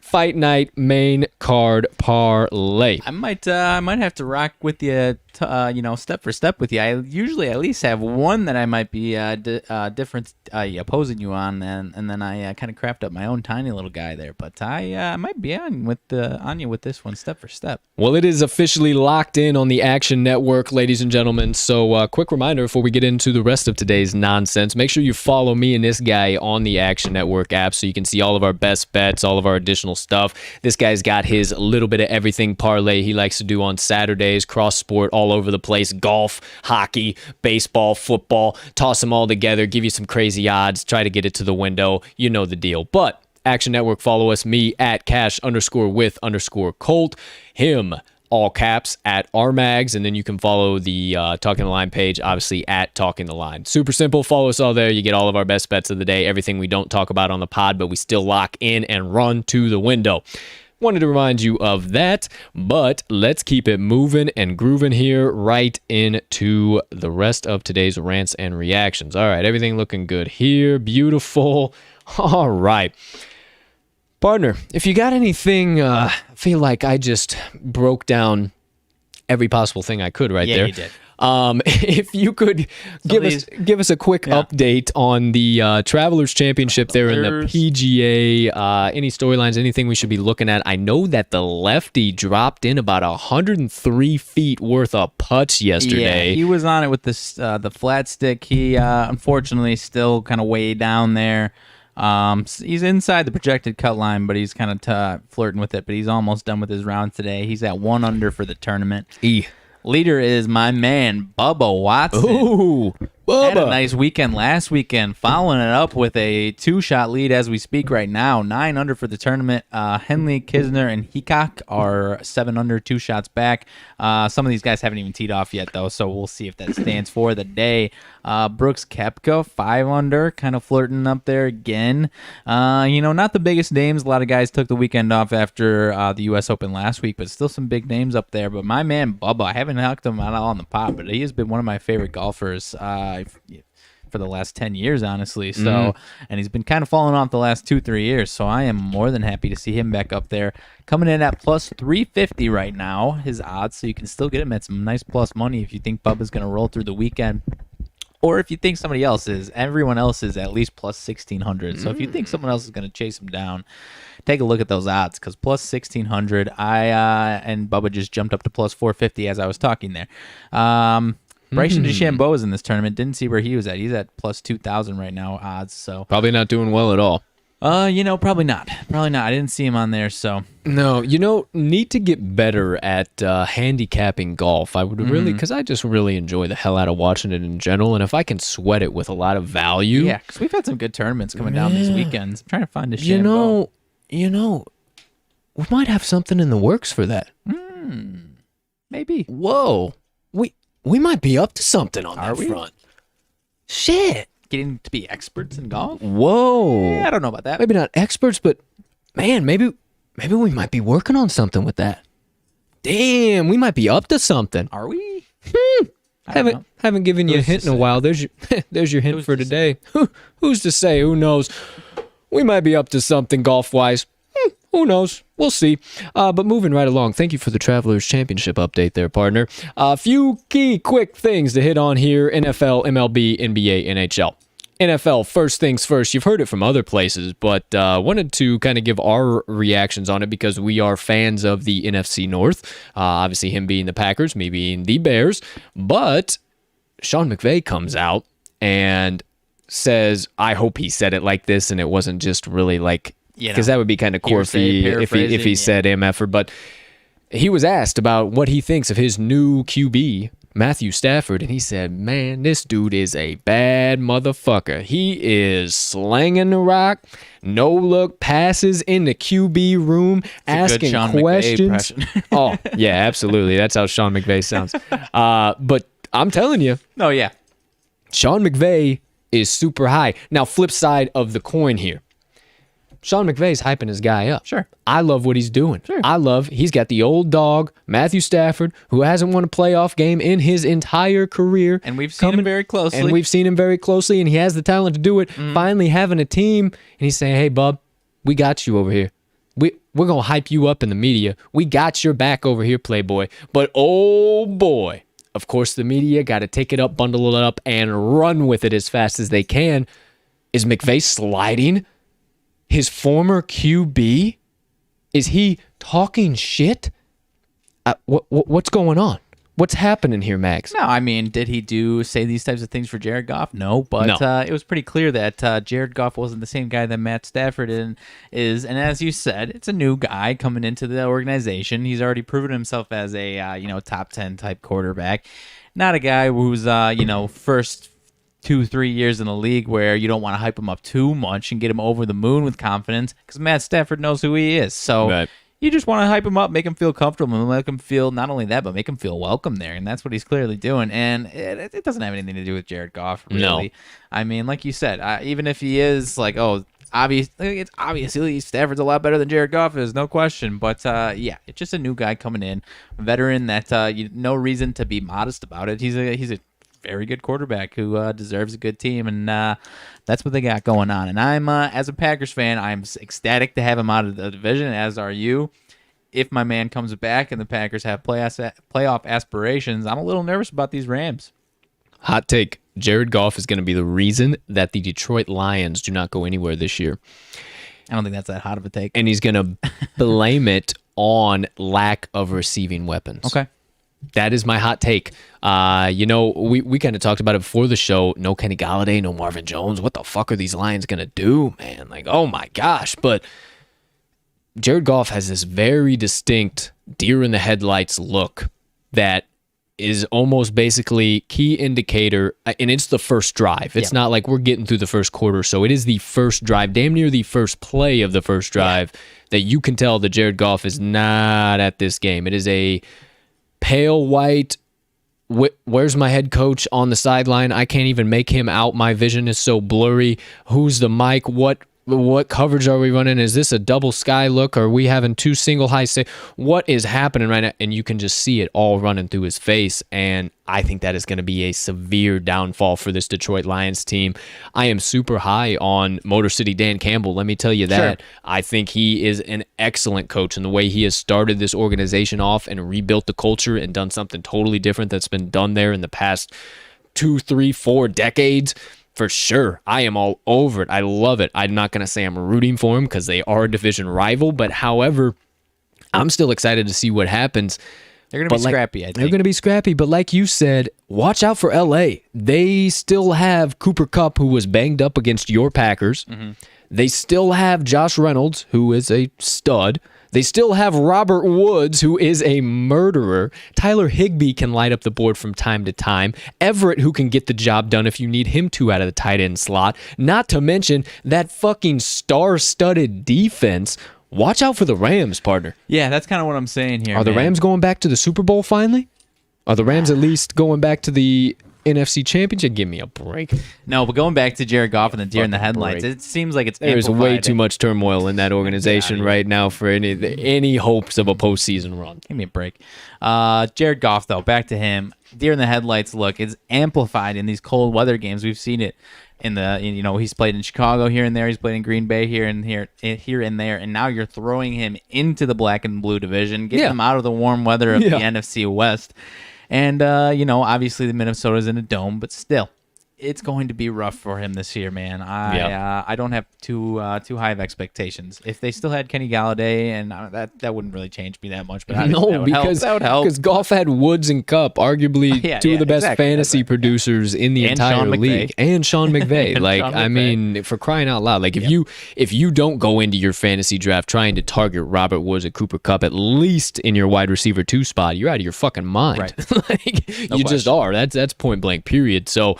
Hey, the jury's out what's going to happen in LA, what's going to happen in Detroit. But you heard our hot takes. You know where we lie, where we stand. And watch out for the Lions, or watch out for the Rams. And you might want to fade the old Lions. Watch out for the football if you're in the stands. When Jared Goff is on the field. Big time. There you go. Keep it moving right along into the MLB. First pit stop. Congratulations to my Cubbies. Let's go, baby. 17th official no-hitter in team history. And after Ryan Tepera came in, followed by Andrew Chafin, and closed out by Andrew Kimbrell. Andrew Kimbrell, what the hell? What? Am I okay? I don't think you're okay, dude. Craig Kimbrell. I don't know where the fuck I was going with that. Craig Kimbrell got the first combined no-no in team history. How about that action, man? Good for you. Against the Dodgers, no less. Yeah, baby. We talked about it earlier with the Red Sox offense being having some trouble. I think there's something wrong with this Dodgers offense as well. No shame, not shame. No disrespect to the Cubs pitching staff because they pitched great, obviously. Mm-hmm. But I think there's something wrong with that Dodgers offense right now. I think so too. Yeah, that's kind of where I was going to go next with that. Honestly, I mean, some of these teams, and they really have been struggling all year from the plate. It hasn't been It just hasn't been Dodger baseball from the plate. Like, it's really bizarre. So I don't know. Now, will they probably make the postseason? Yeah, absolutely. But it could be some weird games for the Dodgers here come postseason time, come September, October. Who knows? Yeah, I'm kind of with you on there. I mean, shit, their division. You got 2 other teams out there that are improving. And they're improving. Giants and Padres right along with them. I mean, and the Dodgers seem to be not improving. So you get them in one of those wild card games, which is very possible. Who knows? Who knows what the hell happens? Absolutely, best of 5. It could be best of 3. Best of 3. Changed it. I don't know. Think they did. I don't think they did last year. So yeah, there you go. It's a game. That's a wrap. Paper or plastic. Who knows? But there you got that. Want to remind you guys too. All-Star Weekend coming up very, very, very, very, very soon. Make sure you get your All-Star voting done. MLB.com/vote.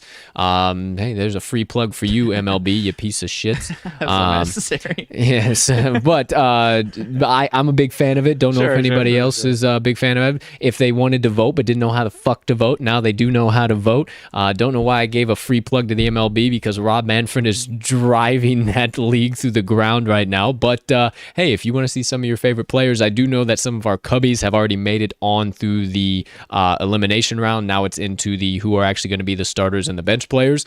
So the Cubbies have a couple of guys who are high up there. So you want to see some of our Cubby players in there, go smash in your votes. Every vote counts. You know it, ladies and gentlemen. But if you're a Sox fan, make sure you hammer them in there too. We need some AL guys, obviously, for the opposing team. Yeah. That's going to get their ass whooped. Someone's got to be there. Yeah. Somebody has to get their ass whooped, and somebody's got to take home field advantage for the World Series. So they stopped doing that a couple years ago. Oh, did they really? No kidding. Mm-hmm. Where have I been? I don't know. Get out of Dodge, dude. 3 years ago, yeah. Get out of Dodge. I didn't know that. Wow. Learn something new every day. Here you go. They no longer officially do that. So what's the point of the damn All-Star game then? Yeah, I mean, this fun little All-Star game. Hot dog. All right. There you go. All right. So that does it. Oh, also, War on Sticky Stuff rages on, but nothing quite too noteworthy to dive into. Guys are still getting checked. It's kind of bizarre. Actually had a shortstop come in to one of those, position players. Hey, throw an inning, get us the fuck out of here. Let's hit the bus, hit the showers, go home. They check him for pine tar and sticky stuff. Yeah, I just briefly saw it. I don't even know who it was. I didn't even recognize the face. That's like how briefly I saw it. And I was like, oh, wait. I got to go back to that. And by the time I went back to that, Twitter had already engulfed it and it was gone into the abyss. So I was like, gosh darn it. Who was it? I think it was on the Tigers. I think it was on the Tigers because they were just getting piss whipped by the Astros. Orioles, one of those I think it was the Tigers. I'll look into it. If I can find the video, I'll put it out from one of our pages, whatever the case might be. But that about does it for the MLB. Nothing crazy else coming out of there. Quick pit stop by the hardwood. Last night's NBA action, my friend, we called it. Told you you should zig while everybody else is zagging. Stay away from the public. Don't bet the Suns. A lot of you guys still bet the Suns, and you lost your asses off. We predicted a little bit of rust from Chris Paul, and We saw not even rust from Devin Booker, just a little bit of a regression. Those guys were rusty. That mask was not doing it for Devin Booker. I'm interested to see. Well, first of all, it looked like he forgot his mask at home. Yeah. Like he forgot his face mask at home. He's oh shucks, what am I gonna do? Getting out of his car, and he sees his Aquafina bottle sitting there and his girl's headband, and he cuts the Aquafina. Kendall Jenner's headband. Kendall Jenner's headband, whatever. Like I give a damn. She's been. I can't say that. I'm not. Well, we're not gonna go there because every ball player in the okay, whatever. Anyways, moving right along, cut the water bottle right in half, attached said headband to water bottle, and just stuck it on his face and said, "Yep, this will work." Yeah, he wasn't good. No, not at all. And that face mask looked goofy as all get out. So yeah, no campaign. He left the game. So yeah, those Clippers. I mean, it was a low-scoring game, but the Clippers, Game 3, Clippers down 2-0. They are red hot, and I mean, everyone's talking about the Clippers down 2-0 are the best team in the world. And what about the Clippers down 2-1? Yeah. What about the Clippers down 2-1? That very well might be the best team. Might be back on the Clippers again. I don't know. I think that I'm going to have to back them, especially with how bad the Suns are ATS in LA historically, not only this year, but historically also. I mean, I don't know. I think the Clippers. I think the Clippers have a serious opportunity to get back into it and maybe take this series. I don't know, man. I mean, holy cow, it is very interesting. But because of all of the in-game heroics yesterday, Tyronn Lue is now being compared to the Bill Belichick of the NBA with the in-game adjustments he has the ability to make. Very humbly. No, I'm nowhere close to Bill Belichick. Yeah, that man is very, very great. But I will give him props. His in-game adjustments are electric. Yeah. He does not give a shit who the name is, what you're doing. If you are hurting the team and there is somebody else that can effectively benefit the team, you are getting sat and he's going to put them in. Yeah. It don't matter who you are. And that is the reason why the Clippers were able to win last night and find themselves yet again in another opportunity to scratch and claw back in a series and maybe get it in 7. Yeah. I mean, I see the comparison as far as what you said. By definition, okay, as far as, take away the accolades, but comparing him to a guy with 7 championship rings is a little outlandish. Yeah. But, no, he's been fantastic. I mean, especially keeping his team cool, calm, and collected down 2-0, 2-1 in these series. So I think they keep it moving and get back 2-2, heading back to Phoenix. I believe that game is tomorrow. I don't know why it wouldn't be. Haven't dove into those lines yet, but I'm going to say the Clippers, man. Yeah, I think so as well. I will definitely go ahead and rock with you if you're rocking with it as well, but we'll be sure to put it out on the Action app. We'll have whatever bets we're taking tomorrow. Saturday's the deal. We ain't got no pod, no show, no newsletter, no nothing, so we just rip out plays via the Bird app, Twitter for you older generation that listen in. Moving right along, that's about all that lies. We kind of discussed already some of the potential things we're seeing tonight from the Bucks and the Hawks. I think the Hawks have an opportunity to get the win outright again. The way these playoffs have unfolded and the way the books have been making the lines in the playoffs, this you learn from trends. You lose a couple times and you say, oh hey, I'm not gonna fall into that trap again. Right. So I don't know. And having said that, it's still a -8 for the Bucks. Seems too many points. Too good to be true. Go too good run to be the true. Bucks. So probably staying away. And of course, we already hammered in the under for that parlay. So absolutely. And last but not least, quick little bit of NHL ice. Did I tell you? Or did I fucking tell you? You fucking told us, man. You've been telling us for a month and a half, I think. Hockey's coming home. I said hockey's coming home. Are you serious? Are you serious? The Habs, baby? I got some stats for you. I came prepared, ladies and gentlemen, because I was waiting for this day, for this moment. There have been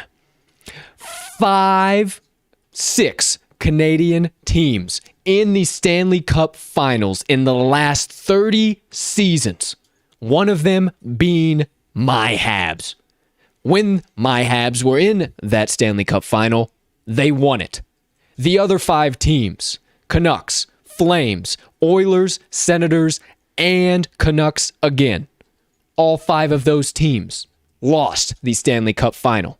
Now, rounding it out with the 7th team in the last 30 seasons, once again, my Montreal Canadiens.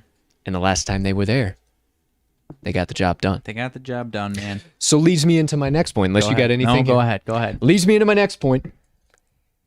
Is my prediction going to come true tonight? As far as our parlay is concerned, I sure damn hope so.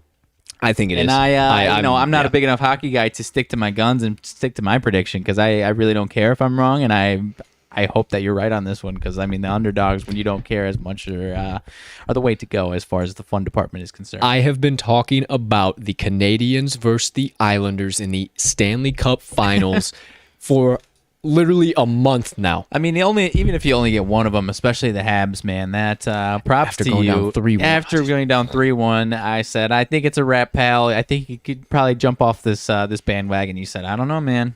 No, sir. I don't know. And I just been sticking strong the whole time. We got into OT last night and just, oh man, I didn't even like start jumping up and down and like I was sitting watching and just the biggest smile just came on my face. Like all of my energy was just in my smile. Like I was just so happy. I was like, man, I've been talking about this for a month, and they have had the opportunity to be eliminated time and time and time again, and they will not go away. I mean, they are such a fun team to watch. And I think it's the same case with the Islanders, man.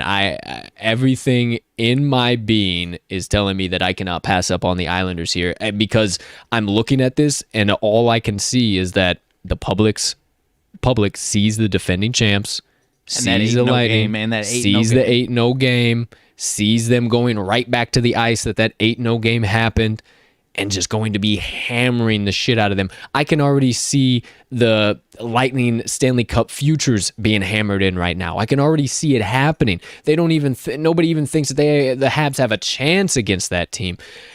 Man, I think we're going to be telling you guys about 10 o'clock tonight that the Montreal Canadiens and the New York Islanders are the 2 teams playing for the Stanley Cup final. So let me ask you this. Canadiens versus Islanders, Canadiens versus Lightning. Are you taking the Canadiens in both cases? Yes. Okay. Yes. Okay. No question.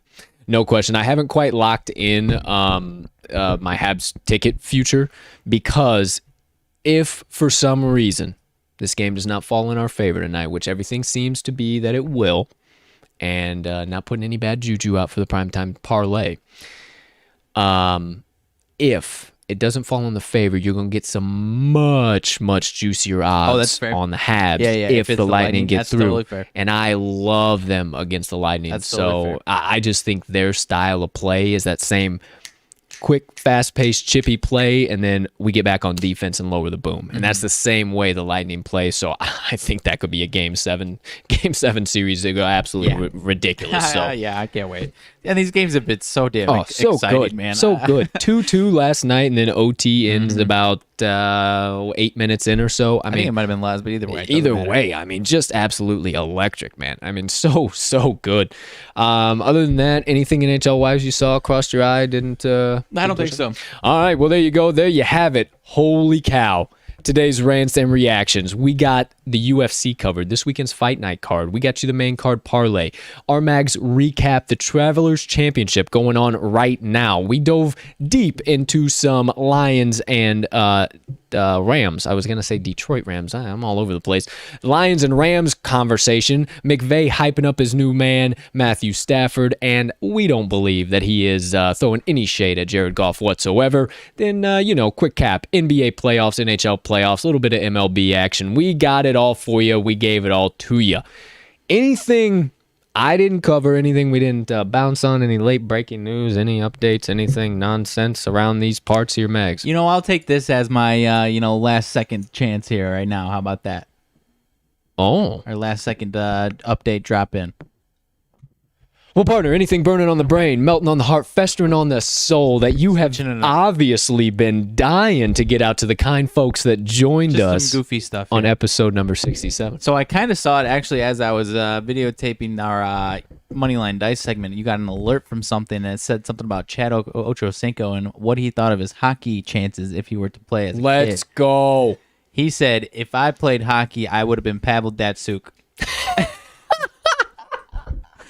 And I don't know if this is stemmed from yesterday. There was like some, I don't know if it was a big page, a small page, and then it blew up. But then people were kind of conversing about what is the easiest or what is the hardest sport to play. And athletically, some people said baseball, but then people who have been playing baseball said maybe athletically, but as far as actually hitting the baseball is one of the hardest things to do. And then someone I saw said, like, USA doesn't breed hockey players the same way that the rest of the world does. So do you think if our best athletes in the world started playing hockey at a young age, you don't think that they would be at the top stage?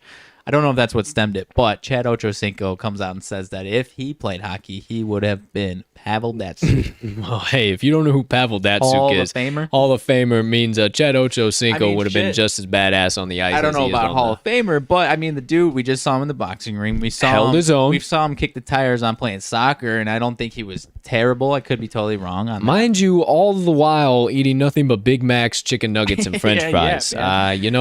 This guy he's a freak athlete. He's a different type of human. Do I think he could have been in the NHL if he started playing hockey as as a 5-year-old? Probably. What's the name of their podcast? Ochocinco, I don't know. Doggone it! It's Brandon Marshall. Antoine Bethea, and then. Or not Antoine Bethea. I don't know. It's a great podcast. I can't think of the doggone name now. I'm blanking on it. Whatever. So am I. Because, I mean, the only reason I know is because of Brandon Marshall losing his mind a few weeks ago. Either way. I can't think of what it is. Either way, good show. Look it up. I wish I could tell you the name. I can't. Gosh, darn it. I wish I could remember it. Either way, thank you for the sidebar, Mr. Magnuson. Maybe we will see Chad Ochocinco lace up the skates and hit the ice at some point in time. But you heard it here first. He believes that he would have been Pavel Datsyuk had he started playing hockey at a young age. I am athlete. Goodness gracious, man. I was thinking like I don't even know what I was thinking. Like I kept thinking all this. I knew it wasn't this one, but All the Smoke is the one that kept popping in my head. But that's right. Not it. That's right. That's not the one, obviously. All right. Well, there you go. Thank you for your sidebar, Mr. Magnuson. And with that about wrap up today's rants and reactions. Let's wrap up the entire show the only way I know how to wrap things up here, with a little motivation minutes, huh? Go for it. All right. So, time to get into those. Today's motivation minutes. Now, had a quote cooked up and had some thoughts on it. And I got to walking out into the studio and I said, nah, I got something else on my heart. I got something else on the brain. Now, I have actually shared this at the very bottom of a newsletter, just the audio clip of it. And I've also said it one other time on the pod, but I've never done it live, and it probably actually back in like February. Like it's been some time. You might remember it, but I know we have a lot of new viewers, a lot of new people, and obviously with my message yesterday being keep going, I kind of wanted to build on that, and this whole message pretty much hits the hammer right on the nail. It is from Chris Ellington. He does an intro on one of Gemstones, the artist Gemstones, one of his songs, and the power behind the message and the words that he says that I'm about to share with you guys, for being the beginning of a rap song, are bar none some of my favorite words that I've ever heard lyricized or put in any type of a flow or something like that. What it has, what it does, what it's done for my life, to be able to hang on to these, it's something very special to me, very important to me. So I always like to pay it forward when I find things like this, share it. As always, if it only impacts one of you or reaches one of you, then I did my job. But without further ado, let me stop yapping about it, talking about it, chattering about it, and give it to you guys live in prime time. And I really won't have much else to say after I wrap it up. I'm just going to let you guys kind of spin on it. So without further ado, here we go. Our species does and is only evolving. It is only natural that over time we must endure trial, error, and emptiness, which builds moral spirit and backbone. With hope comes progress. Control is an illusion. We are at best mere passengers aboard a drifted vessel, and that which causes us trials shall yield us triumph, and what makes our hearts ache shall fill us with happiness. True happiness is to love, learn, live, and advance, which cannot occur without error, ignorance, or imperfection. The greatest glory is not in never failing, but in rising every time you fall. Only a fool would think that there's a road of flowers leading to glory, and a man with sense is not discouraged by difficulties. He only knows to redouble his industries and his diligence, remembering that life isn't about where you are, more so where you're aiming. And we all know a person aiming at nothing is sure to hit it. So make space for perseverance in your mind, heart, and soul. It is in seeing this that you will prevail at last. That does it for my Motivation Minutes. That's good stuff. Appreciate That's it. good stuff. I feel good. Appreciate it, my man. It always always gets me choked up as I kind of get to the end there. The most key part that I want you guys to take that is so critical. Only a fool would think that there's a road of flowers leading to glory. Mm-hmm. This shit ain't easy. This life ain't easy. But a man with sense is not discouraged by difficulties. He only knows to redouble his industries and his diligence. Favorite part, remembering that life isn't about where you are, more so where you're aiming. And we all know a person aiming at nothing is sure to hit it. Go get it today, my friends. You got all of this. This life is yours. It's there for the taking. It's time to persevere. It's time to give your best effort. Apply some of those words. Rewind this some bitch if you need to. Get those words again, because they are so key. They are so important. Shit, they still get me choked up to this day when I talk about them, because they have that big of an impact. They mean that much. So listen to those a few times. Keep this handy. Keep this safe. If you want to hear the actual real version, it is intro number 1 by Gemstones featuring Chris Ellington, and that is Ellington, Chris Ellington. And Gemstones, obviously, you know how to spell gemstones, so all one word. But there you go. That about does it for my Motivation Minutes today. So, quick little scanaroonie here. Looks good. See you later. Everything beautiful. Why don't we let these kind folks go on and get about their doggone Fridays here now, huh? How about it? First things first, ladies and gentlemen, thank you so much for stopping by today's show. Not only today's show, but every show, every single episode of the pod, our social media outlets, everything we do, and the support that we see from you guys.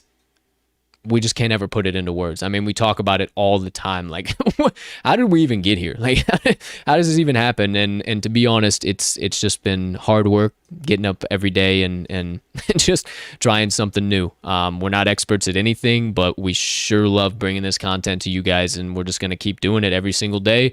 And hope you keep rocking with us and keep helping us bankrupt these books one play at a time. So as always, let's get y'all on out of here. Ladies and gentlemen, degenerates and gamblers far and wide, from myself and Mags, we hope you have a spectacular rest of your Friday, unless you have other plans, an exceptional start to your weekend. Don't stay away too long. We'll see you right back here on the TTL pod on Monday. But for now, let's cash some tickets.